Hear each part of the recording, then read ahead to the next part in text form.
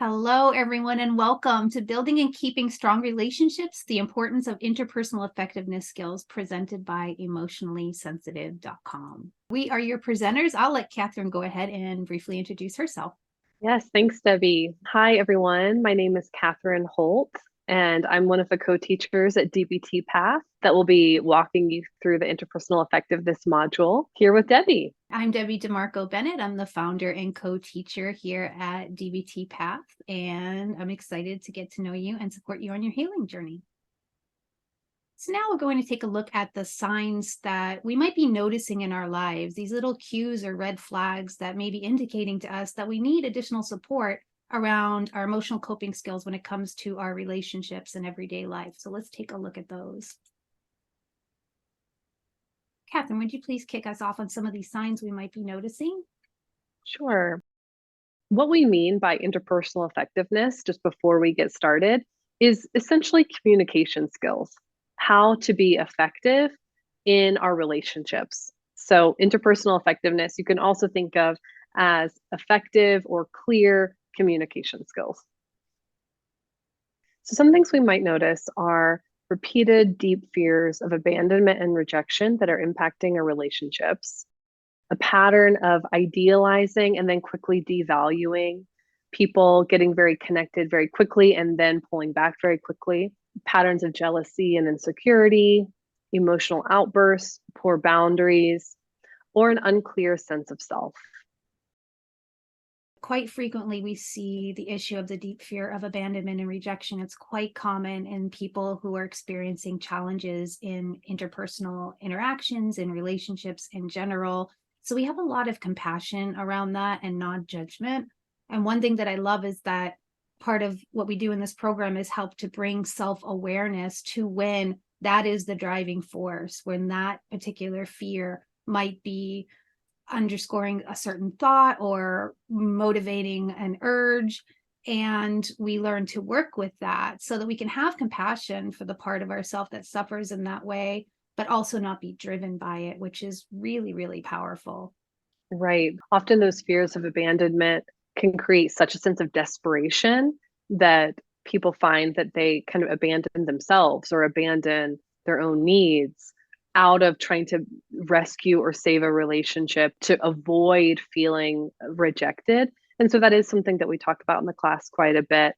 And where the community of support can come in is really validating that that's a common experience and how to work with it so that we're not abandoning ourselves, our own needs, our own sense of safety, but we can look at that fear of abandonment more clearly and develop some skills to work with it.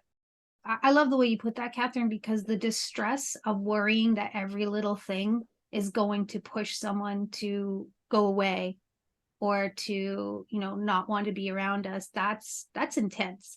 So Mm-hmm. so actually bringing awareness to that, bringing compassion to it and mindfulness and learning ways to cope when that comes up can be really life-changing. Mm-hmm. To be really specific, one of the things that I think our students use a lot is around texting. You know, how when our fears of abandonment kick up and we over text, that is just as a data point, that's something that people work with a lot and that we help people with in a class is what to do when you're not getting a response and you're in that fear of abandonment pattern. And that is something very concrete that we work with in our class is how to prevent over texting in those moments.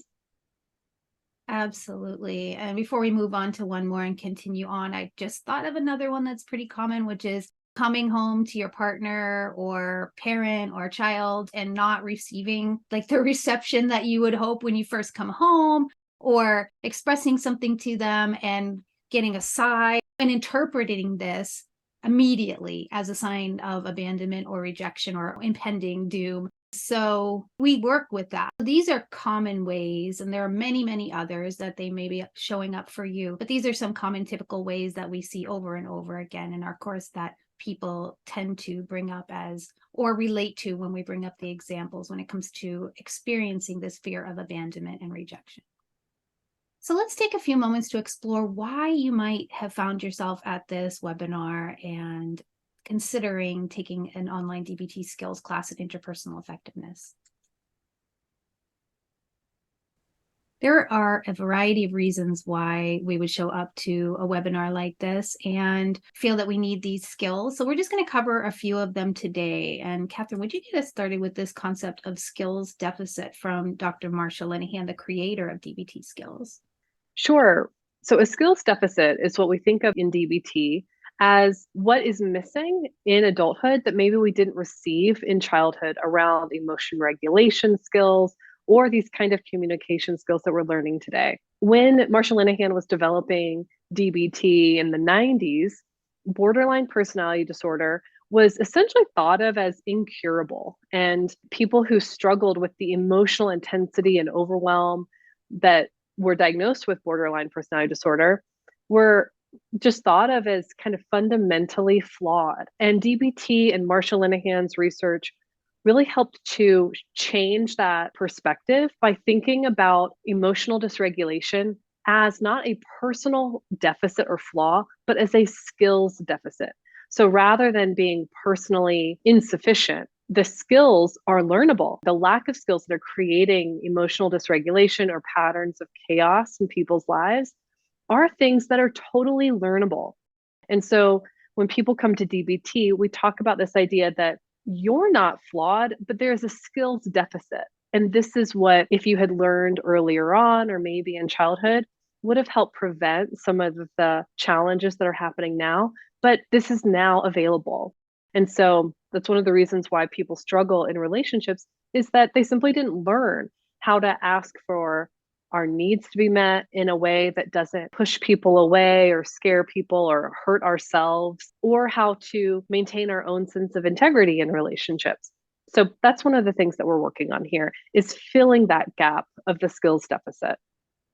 All right. Thank you for that comprehensive overview of the skills deficit theory, Catherine. And let's look at the next topic here, which is difficulty accessing and trusting wise mind intuition. And we'll talk about some of the reasons why that might be so. But first, defining that in dialectical behavior therapy and DBT skills, there's this concept of wise mind, which is a fusion of, if you think of it as a Venn diagram with two circles that are connected, we have the emotional mind and the rational, reasonable mind, which is not an anatomical representation in any way of parts of the brain, but more of a model of thinking about how the different parts of us integrate when it comes to honoring our emotional self, as well as our logical, reasonable mind that we tap into to make wise decisions. So the fusion of these two is called in dialectical behavior therapy, wise mind. And in our course, we often also interchangeably refer to it as intuition. So why would someone have difficulty accessing and trusting their wise mind? Well, some of the reasons include, and a large part of it, and not for everyone though, as far as trauma, it can look like gaslighting, whether that has happened in childhood, adulthood, invalidation. So perhaps expressing your feelings at times and being told that, no, don't cry, or you shouldn't be upset about this. So creating this inner conflict, especially in childhood, where the natural exploration and feeling of emotions is suppressed because we're told from the outside that that's not okay. And then, of course, abuse and neglect. Right. Any or all of those experiences of more emotional abuse or physical or neglectful abuse all create a sense of disconnecting, feeling kind of disconnected from ourselves. And that is one of the things that we work on with that wise mind idea, is learning how to come into ourselves and listen to the wisdom inside and not only the emotional overwhelm. So that's where Debbie was describing that middle point of wise mind or intuition. That's often what we're trying to get to, and why with experiences of trauma, it's hard to, because there can be a lot of overwhelm. But working with the coping skills that we talk about in DBT Path, we try to calm some of that overwhelm so we can access that deeper wisdom. Mm-hmm. And with all of this, as well as the fact that strong emotions can feel like facts, so they can be really convincing that something is happening. Not to say that that isn't congruent with our experiences some of the time, but if we are finding ourselves frequently having really intense emotions, and then once we calm down and come back to our groundedness and intuition, we realize that the emotion was disproportionate or maybe extreme compared to the situation, that can have us doubting ourselves too. So we really do understand why many people who come to us, when we bring up the concept of wise mind or intuition, tapping into your inner wisdom, people tend to say that they have a really hard time with trusting themselves and knowing whether what they're experiencing is genuine intuition or a trauma response, or whether it is driven by a strong emotion. So in this class and in modules of DBT that you'll take in addition to the interpersonal effectiveness skills when you're in this program, help us to slow down and mindfully begin to parse these things out and become aware of what is happening so that we can begin to better trust ourselves. And in fact, Catherine does a monthly Wise Mind workshop over Zoom where we get together. And for students that are interested, it is optional, and our graduates as well. Catherine encourages us to embody emotional mind, rational mind, and wise mind through movement exercises, through journaling, and through discussion, so that we can really get a felt sense of what is my wise mind. And that really, I believe, helps us to strengthen that sense of intuition. That's the feedback we've received from our students as well. What we're going to do is imagine that you have in front of you the Venn diagram of the 3 states of mind. The invitation is to see what it's like to let your body lead and step into each state of mind. So Catherine gave a quick overview of what interpersonal effectiveness skills are at the start of this webinar, but let's just take a little bit of a closer look. So what are interpersonal effectiveness, or IE skills? You'll hear us calling them as well. IE skills can help you communicate clearly and assertively, actively listen, and problem solve. They can do so much more, but this is just a taste of it. Mm-hmm. And these skills combined with emotion regulation, distress tolerance, and mindfulness skills, you'll also learn in our program. Those are the other modules of DBT, can help you deal with abandonment and rejection fears more effectively. And as it says on this slide, our online DBT course will provide you with support and non-judgmental feedback when learning these skills. And we'll touch upon that a little bit more a few slides from now when we talk about what our program is like in its unique way. So let's talk about how our online DBT skills class can help you with the issues you may be facing as you're seeking interpersonal effectiveness skills. We'll go through this just to highlight some of the ways that you might benefit from taking our course.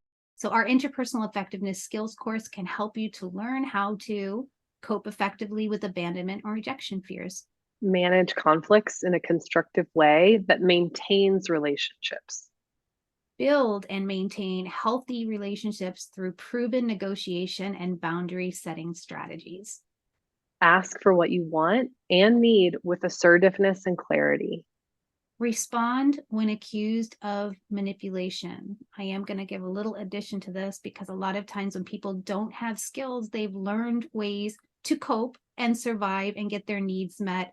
And sometimes that word, frequently it is, and that's why we've included it, will come up of being accused of manipulation. So we're going to look at why that might be the way the other person is perceiving things. And we give very practical tools for learning how to communicate in a way that can help minimize coming off as manipulative, but also ways to respond to that if you receive that type of feedback.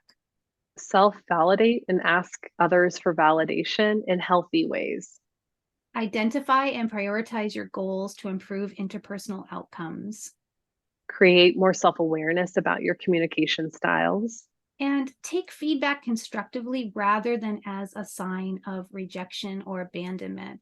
This is important in family relationships, but Catherine, we know it's also come up for students in work and school environments as well. And in order to succeed, we often find that this is an obstacle that can be addressed, and we can nurture ourselves through the experiences that come up through this and use DBT skills to help us cope.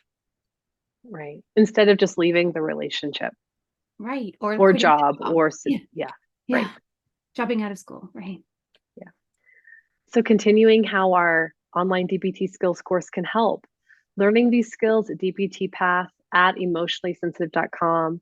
implementing them into your life, and having a team of professionals who provide non-judgmental encouragement and feedback is game changing. And we hear that over and over from students and graduates. Yes. And if you'd like to hear from them yourself firsthand, please navigate over to the reviews testimonial page of our website. And there are lots of videos where students have been willing to share their experiences and how this course has changed their lives, as well as written testimonials. All right, so let's talk a little bit about what you can expect when you sign up to learn DBT skills with us at emotionallysensitive.com. Let's look at the program. So every week on Monday, we have a live class. It is taught lecture style. So we get together about a half an hour before class, and there is a chat room where you can type and engage with students from around the world, as well as team members, catch up on the week, socialize a bit. If you would like to do something like that, it's a time for us to gather before we learn the skills together. And then at 4 p.m. Pacific, the class goes live. The lesson is prepared by Catherine and I, and that is shared with the class. And at the end, we go live with a Q&A session.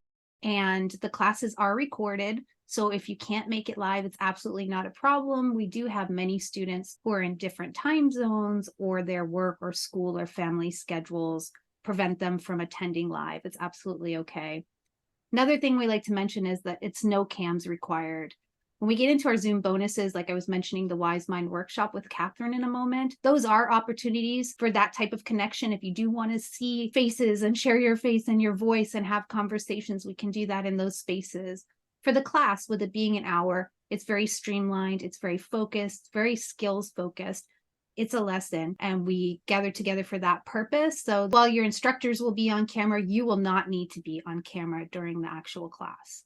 So in addition to the weekly class, the other bulk of the program functions in the study hall forum. The study hall forum is an encrypted online space where you post your weekly homework and receive feedback from team members, where you can post questions and get answers, where you'll find the midweek materials, which are skills that carry you through from the weekly class through the rest of the week to support your learning, and a self-care thread. And the study hall forum doesn't require any social media to participate, and it's where you'll find all the programming for the course.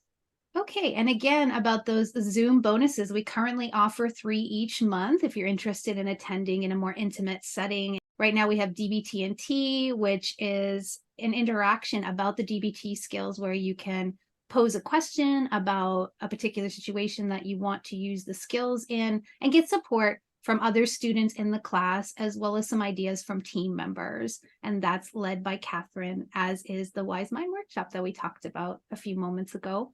And then we have somatics with Serena. Serena Lucchese is a somatics practitioner and educator who is trauma informed.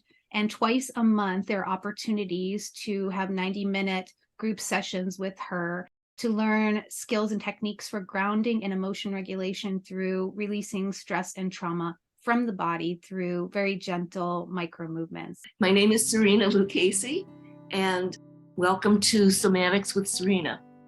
When you have good interoception, you can actually have a better sense of self-regulation. So focus your attention on the internal sensation of your own movements. Move gently with the least possible effort. And it's better to feel doing too little. In other words, if you find a spot in which you have constriction, instead of pushing through, do a stop and start. So pretty cool offerings. Very cool and very novel for a DBT program.